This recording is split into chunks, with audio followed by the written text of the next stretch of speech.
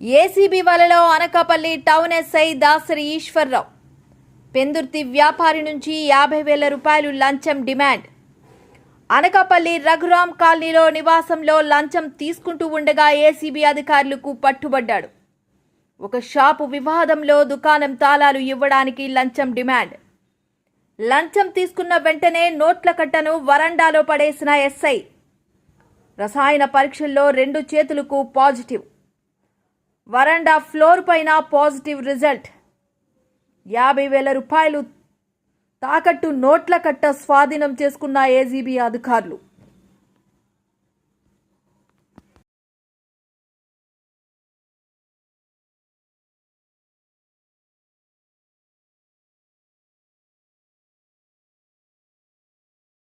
ఈ కేసులో ఫిర్యాదుదారుడైన రామలింగ జగ్గప్పారావు గారు పెందుర్తి వాస్తవ్యులు.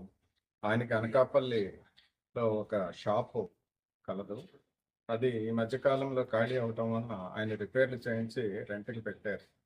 అయితే ఈ సంవత్సరం మే నెలలో కొంతమంది వ్యక్తులు వచ్చి ఆ ఇల్లు అద్దెకి కావాలని చెప్తే ఆయన కొంత అడ్వాన్స్గా తీసుకొని వాళ్ళకి ఆ షాప్ కీస్ హ్యాండ్ ఓవర్ చేశారు.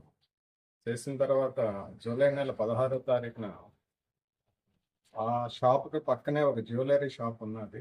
ఆ షాప్కి వీరి షాప్లోంచి గోడకి కన్నం పెట్టి ఒక థెఫ్ట్ అటెంప్ట్ జరిగింది. దానికి సంబంధించి ఆయన ఫిర్యాదు ఇస్తే అనకాపల్లి టౌన్ పోలీసు వారు మా కేసులో ఫిర్యాదుదారుని వారి పోలీస్ స్టేషన్కి పిలిపించి ఆయన్ని ప్రశ్నించడం జరిగింది. ఆయన తాలూకా షాప్ని తాళం వేసి కీ కూడా ఉంచుకున్నారు. అలాగే మిమ్మల్ని ఈ కేసులో ముద్దాయి కింద చేయకుండా ఉండాలి అంటే మాకు ₹1,00,000 లంచంగా కావాలని Anakapalli town SI D Eswararao గారు ఆయన అడగడం జరిగింది. ఆయన బతిమాలిన తర్వాత 50,000 కింద దాన్ని డిమాండ్ని తగ్గించారు.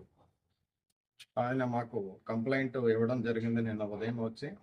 మేము దాని మీద దర్యాప్తు చేసి ఈరోజు మధ్యాహ్నం 2 గంటల సమయంలో Anakapalli town SI D Eswararao గారు వారి ఇంట్లో 50,000 రూపాయలు కూడా లంచం తీసుకుంటుండగా వారిని రెడ్ హ్యాండెడ్గా పట్టుకోవడం జరిగింది.